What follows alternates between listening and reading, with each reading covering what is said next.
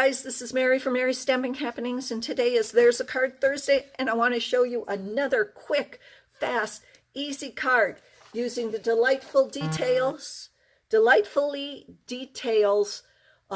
detailed note cards and envelopes.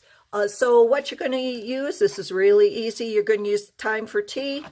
You're going to use the delightfully detailed note cards and Memento ink. And that is it, folks. Under a minute. Let's go.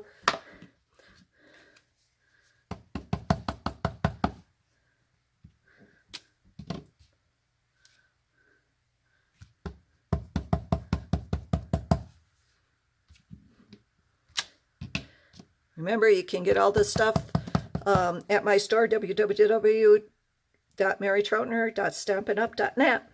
And there we go, under a minute card. Please follow me on Facebook, and all the supplies are down below and the instructions are on my blog. Thanks for visiting. Happy stamping. Bye-bye.